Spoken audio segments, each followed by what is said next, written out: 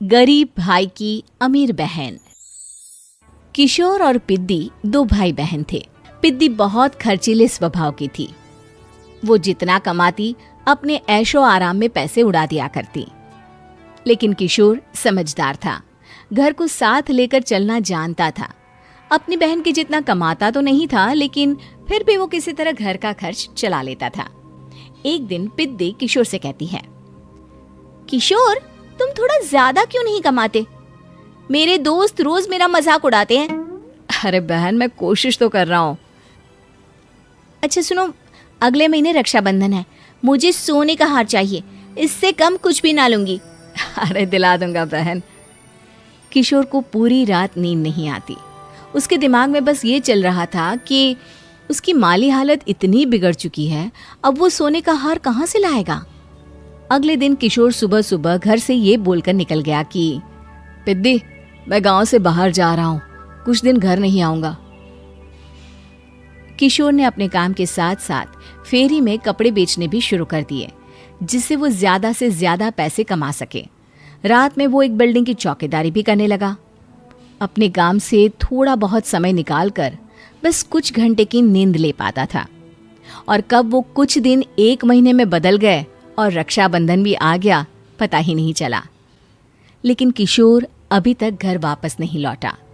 जहां वो काम करता था, पिद्दी के नाम का गुल्लक रखा हुआ था। किशोर ने उस गुल्लक को फोड़ा और सारे पैसे इकट्ठा करके एक सोने का हार खरीद लिया। घर में पिद्दी किशोर का इंतजार कर रही थी। तभी किशोर आता है। कहाँ चले गए थे? 4 दिन का कहा था और 1 महीने से पता नहीं कहाँ गायब हो गए थे। मैंने बस एक हार मांगा था और तुमने तो घर ही छोड़ दिया। अरे मुझे थोड़ा काम मिल गया था। कुछ नहीं, सब समझती हूँ, बहाने थे तुम्हारे। अपनी बहन के लिए इतना भी नहीं कर सकते, कैसे भाई हो? चलो यहाँ बैठो, राखी बांधती हूँ। पिद्दी ने किशोर को राखी बांधी। वैसे ही किशोर ने अपनी बहन के हाथ में सोने का हार रख दिया।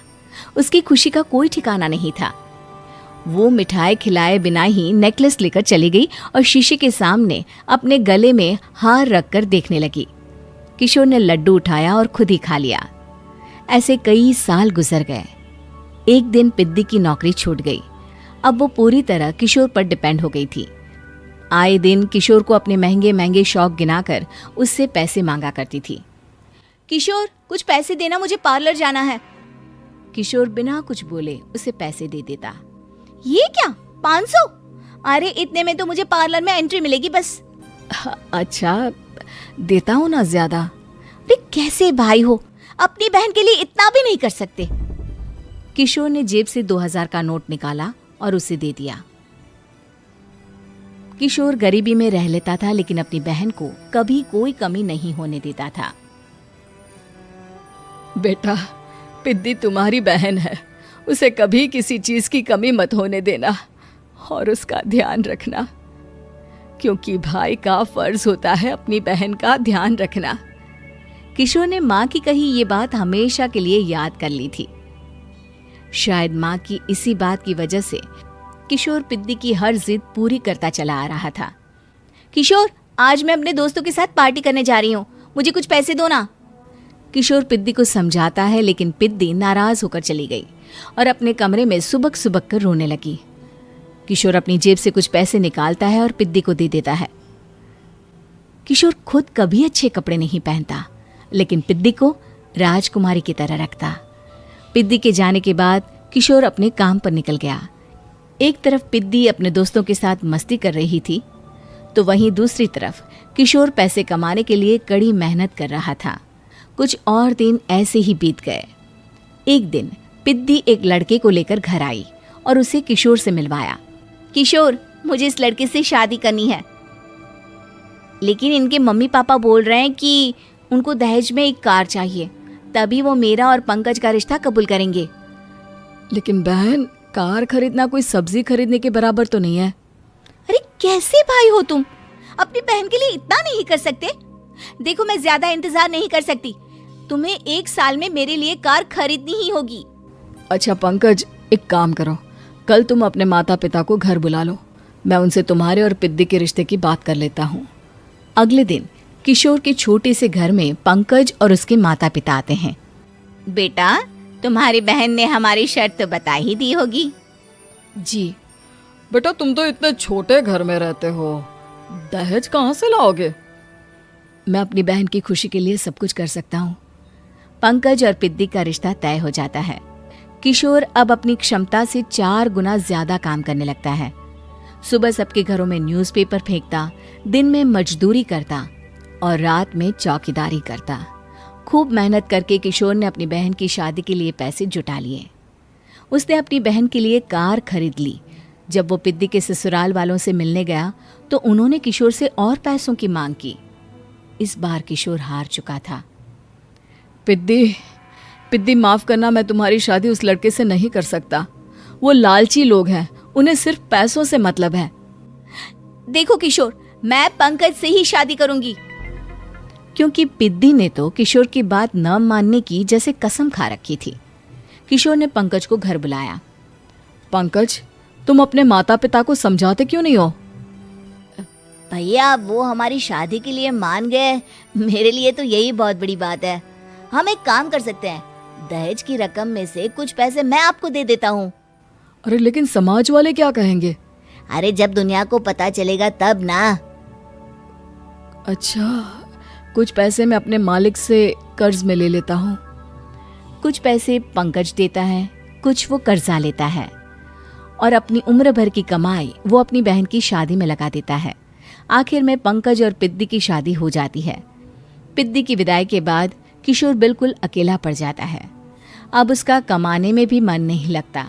उधारी वाले रोज घर में आकर बैठ जाते हैं। अरे किशोर, अब तो पिद्दी की शादी को 5 साल हो गए, अब तो हमारा पैसा लौटा दो। चाचा, पिद्दी के जाने के बाद किसी भी काम में मन नहीं लगता।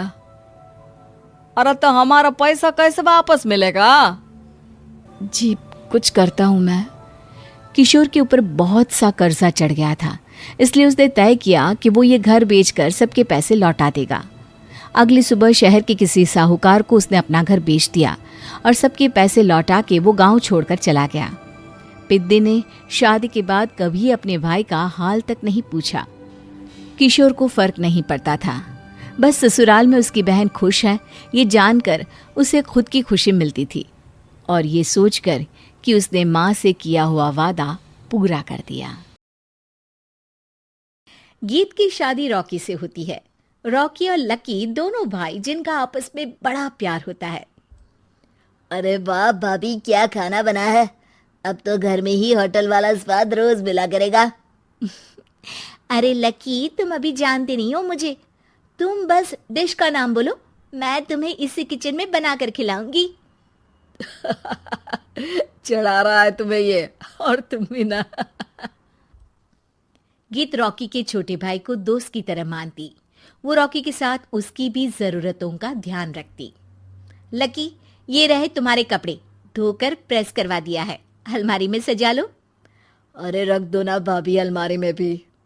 हाँ हाँ, सब भाभी करेगी तो तू क्या करेगा? रहने दीजिए ना माँ जी, शादी हो जाएगी तो खुद ही सुधर जाएगा। अरे रहने दो यार, तुम दोनों मेरे कपड़े यहीं पे रख दो।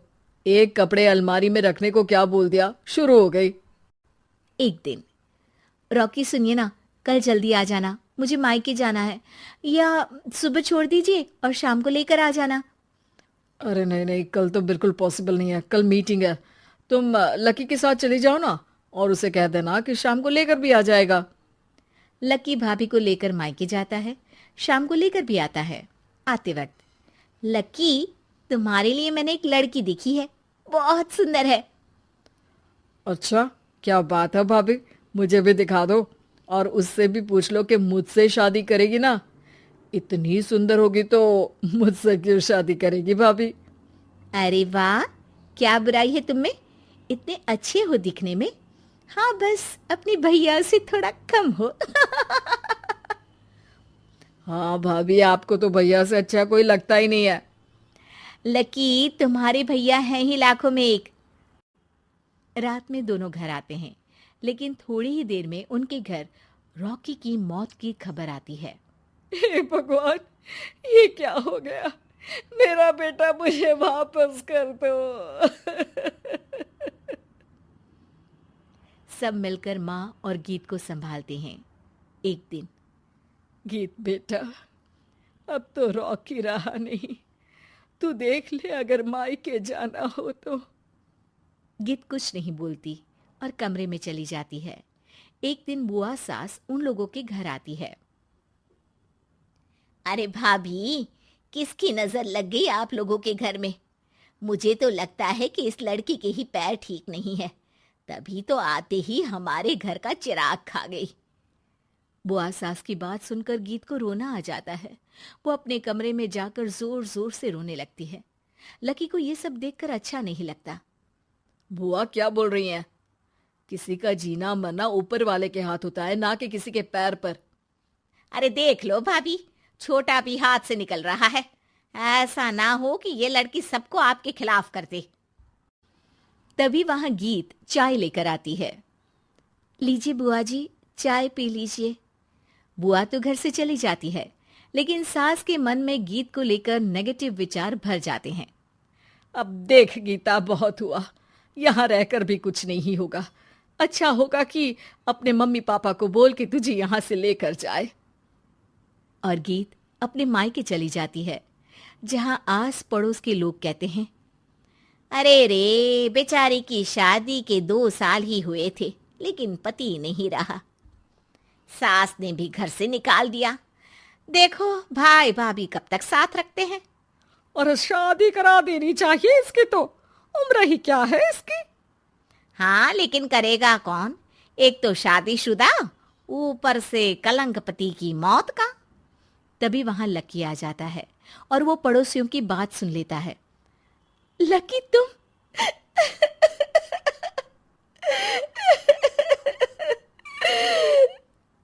भाभी, ये जमाना आपको जीने नहीं देगा, लेकिन आप चिंता मत करना, मैं आपको आपके हिस्से की सारी खुशियां दूंगा। लीजिए, माँ ने आपका ये बैग भेजा है, इसमें आपके जरूरी सामान है जो वहीं रह गए थे। लकी देखता है कि गीत को ससुराल से लेकर मायके तक हर जगह सिर्फ ताने ही सुनने पड़ते हैं। वो सीधे अपनी माँ के पास जाता है। माँ, एक बात सुनो, ये कहाँ का न्याय है? एक लड़की जो छोटी सी उम्र में अपना पति खो चुकी है, वो अब दुनिया के ताने भी झेल रही है। यार, ये तो गलत है ना माँ। हमें भाभी का सपोर्ट करना चाहिए। क्या भैया होते तो भाभी को ऐसा देखकर दुखी नहीं होते? अरे देख लकी, ये समाज ऐसा ही है, और भैया होते तो गीत की ये हालत होती ही नहीं। बिना पति के औरत को तो ये सब झेलना ही पड़ता है। लेकिन कोई तो जरिया होगा ना माँ। भाभी भी हमारे परिवार का हिस्सा है, हम कुछ तो कर सकते हैं ना उनके लिए। हिस्सा है नहीं, हिस्सा थी। और अब तू ज्यादा ना भाभी भाभी करना बंद कर दे, समझा? कुछ दिन ऐसे ही बीतते हैं और एक दिन लकी देखता है कि गीत उसके ही कॉलेज में पढ़ने आई है। अरे भाभी, आप यहाँ कॉलेज में कैसे? लकी, मैंने पढ़ने का निर्णय लिया है। शादी के कारण मेरी पढ़ाई को बीच में ही रोक दिया गया था, पर अब जब कुछ नहीं बचा तो मैंने सोचा पढ़ाई में ही मन लगाऊं। अरे आपने बिल्कुल सही सोचा भाभी। किसी भी तरह की कोई भी जरूरत हो तो प्लीज बिना किसी हिचक के बताना, मैं हूं आपकी मदद के लिए। लेकिन कहते हैं ना, गीत की जिंदगी में सब कुछ बहुत दिनों के लिए ठीक नहीं रहा। और एक दिन क्लास में, अरे ये विधवा है, इसकी तो शादी हो चुकी है। क्या बात कर रहे हो? हमारे साथ तो बैठकर ऐसे पढ़ाई करती है जैसे बच्ची हो। अरे बच्ची नहीं, बहुत शातिर है ये। किसी को नहीं बताया कि ये शादीशुदा है, वरना हम इसे आंटी आंटी कहकर पुकारते ना। अरे अब तो पता चल गया ना, आंटी जी। Aunty aunty. फिर क्या, सभी गीत को आंटी बोलकर चिढ़ाने लगते हैं। गीत को रोना आ जाता है और वो क्लास के बाहर जाकर रोने लगती है। सामने से लकी आ जाता है। अरे क्या हुआ भाभी, आप रो क्यों रही हैं? तभी पीछे से एक लड़की आ जाती है। हे हैंडसम, इस औरत से ना दूर रहना, इसके प्यार में मत पड़ जाना, क्योंकि ये शादीशुदा है। हमारे साथ झूठ बोलकर हम जैसी ही रह रही थी। हाँ, तो क्या गलत है? सही उम्र में तुम्हारे माता पिता तुम्हारी पढ़ाई छुड़वा देते तो आज तुम भी शादीशुदा ही होती ना। और इनका पति नहीं रहा, उसमें इनका क्या कसूर? अरे कोई अपने जीवन को नई शुरुआत दे रहा है तो तुम लोगों को क्यों मिर्ची लग रही है? अरे तुझे बड़ी दया आ रही है, कर लेना तू शादी। लकी तब तो कुछ नहीं बोलता, लेकिन ये बात उसके मन में घर कर जाती है। और फिर एक दिन, माँ, मैं गीत से शादी करना चाहता हूँ।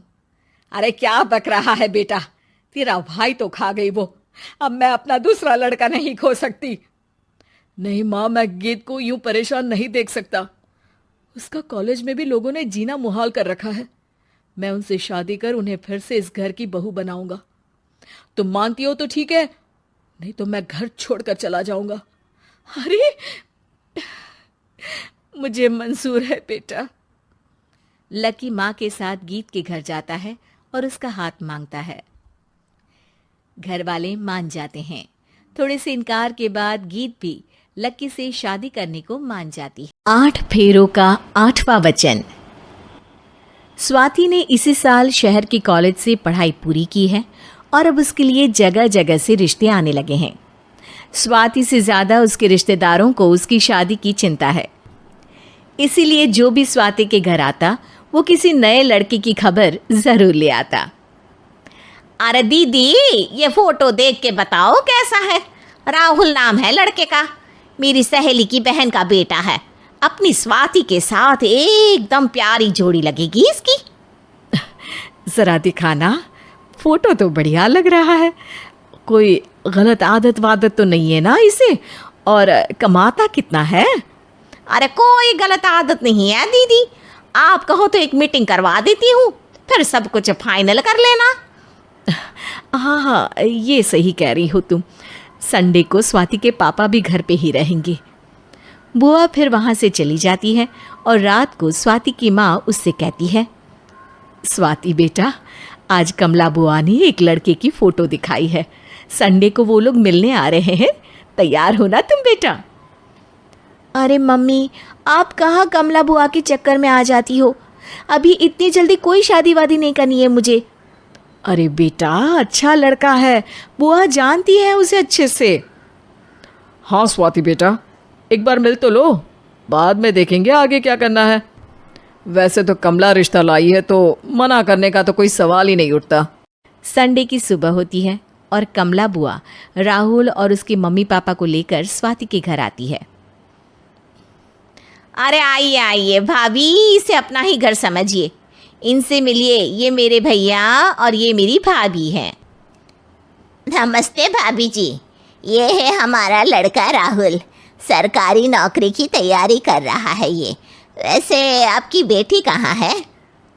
अरे स्वाति बेटा, बाहर आ जाओ। वैसे कितनी पढ़ाई की है स्वाति ने?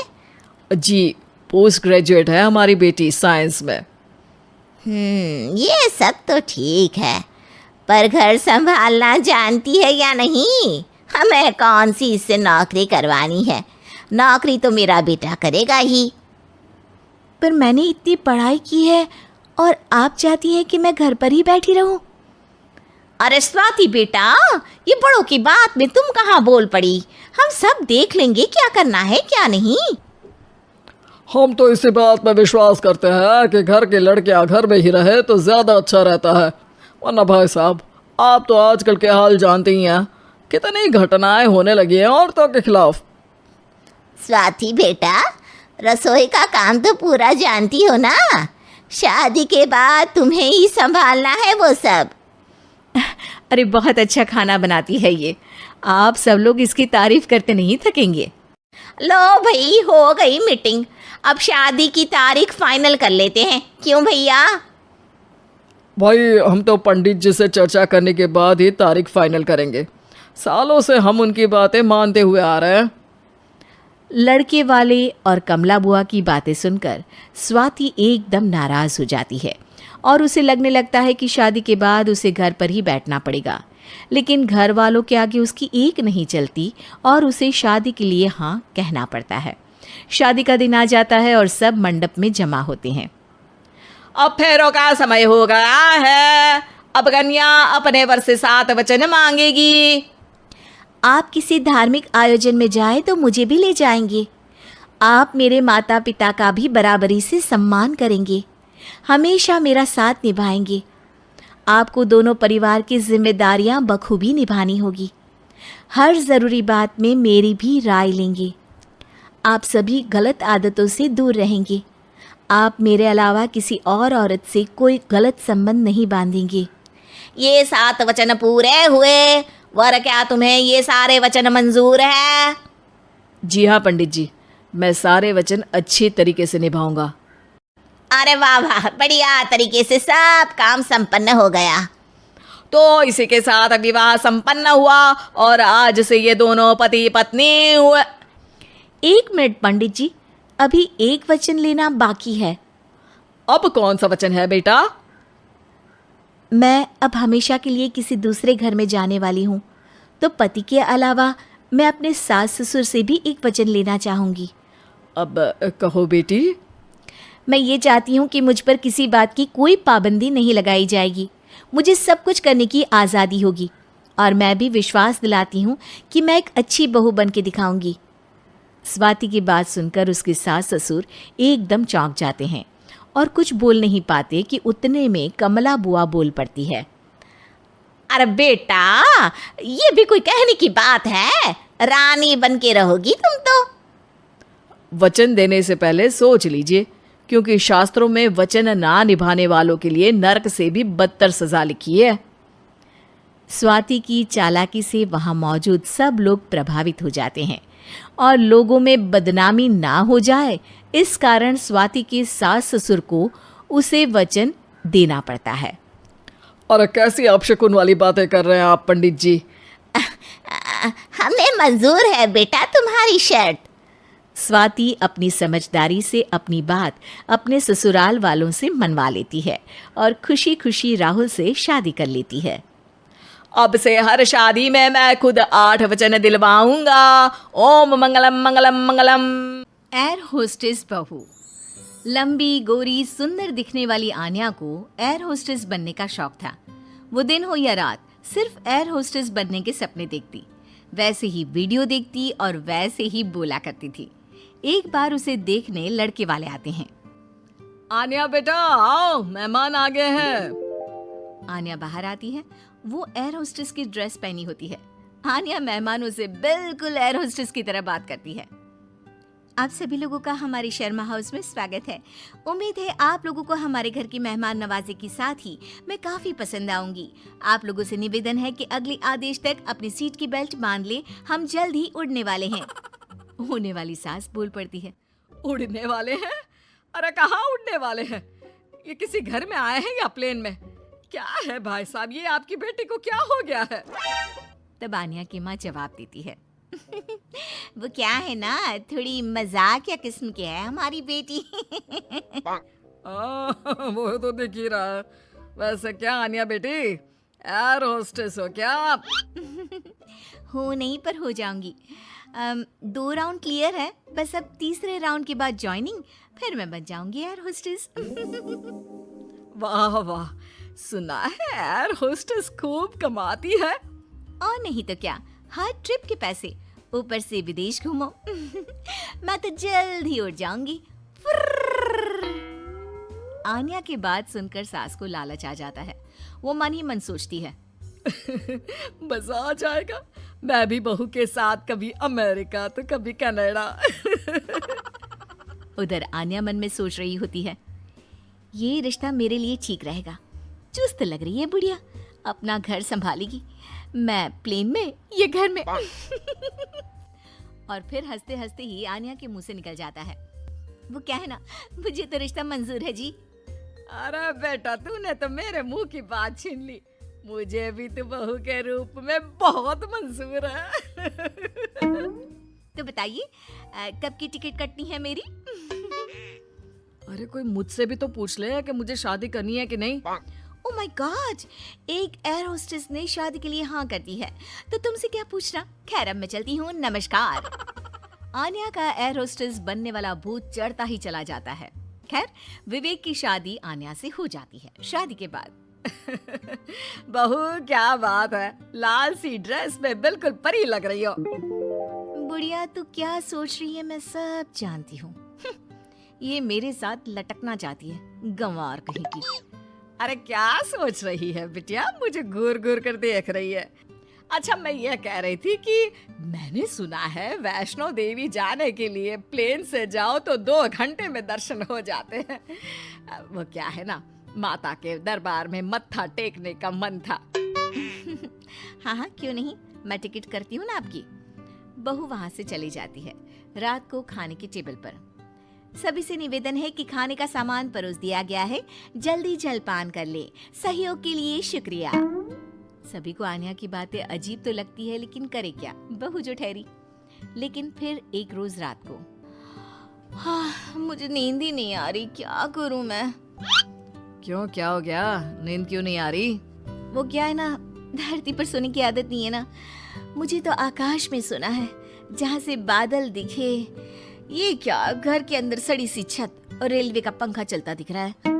अरे यार बड़ी अजीब हो, घरों में तो लोग ऐसे ही सोते हैं ना। सोते होंगे, मुझे आदत नहीं है। मैं छत पर झूला लगाकर सोई हूँ। झूला हिलेगा तो मुझे लगेगा फ्लाइट में गोते खा रही हूँ आकाश में। मैं तो चली। अब क्या था, ठंडी हवा के बीच बहू छत पर सोकर उठती है तो उसे सर्दी लगी होती है। हक्ची, हक्ची, हक्ची।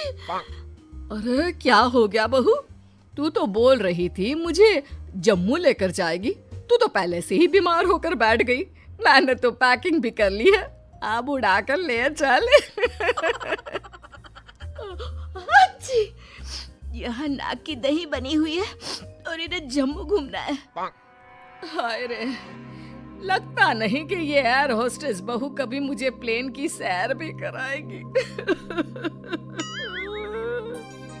अरे क्या हो गया माँ, काहे रोई जा रही हो? बेटा मैंने सोचा था कि बहू उड़न खटोले में लेकर मुझे घूमेगी, लेकिन इसके नखरे झेलते झेलते मैं तो थक गई हूँ। तभी बहू आ जाती है। हक्ची, आप लोग खड़े क्यों हो? मुझे खड़े हुए लोग देखने की आदत नहीं है। कृपया अपनी अपनी सीट पर बैठ जाए और खिड़की से बाहर देखे, साथ ही सीट बेल्ट बांध ले।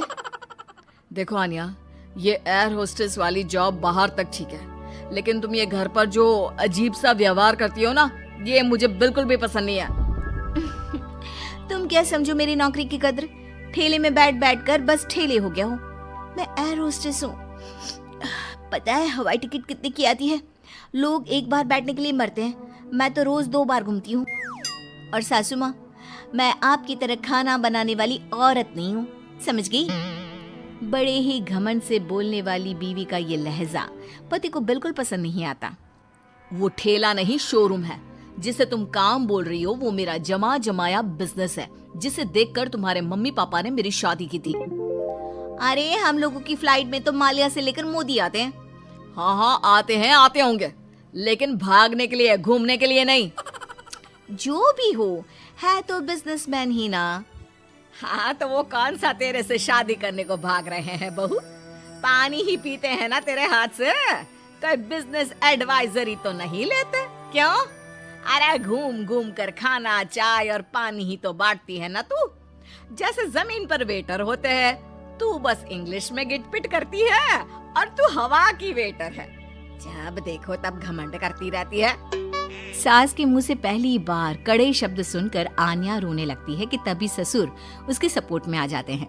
देख भाग्यवान, एयर होस्टेस की जॉब भले ही खाना या पानी देने की हो, लेकिन आपदा के वक्त इन लोगों की बड़ी जिम्मेदारी होती है एक एक पैसेंजर का ख्याल रखना। काम काम होता है, वो छोटा बड़ा नहीं होता। आन्या को ससुर की बात से थोड़ा सहारा मिलता है, लेकिन तभी पति, माना पापा वो काम है, लेकिन काम को अपने सर पर चढ़ा लेना कहाँ तक सही है? मैं बिजनेसमैन हूँ, घर का सामान बेचता हूँ, तो इसका मतलब ये नहीं कि घर को ही बेच दूंगा। माँ घर पर रहती है, खाना बनाती है, तो इसका मतलब ये नहीं कि लोगों के घर जाकर खाना बनाएगी या फिर घर को होटल बना देगी। पापा, काम को घर के बाहर तक ही रखना सही है। मुझे माफ कर दो, मैं आज के बाद कभी भी अपने जॉब को घर के बीच नहीं लाऊंगी। मैं समझ गई जैसे दूसरी नौकरी है वैसे ही एयर होस्टेस की जॉब भी है। मैं इस नौकरी के चक्कर में ज्यादा ही पागल हो गई थी। मैं वादा करती हूँ, मैं या तो ये नौकरी नहीं करूंगी या फिर अपनी हद में ही रहूंगी।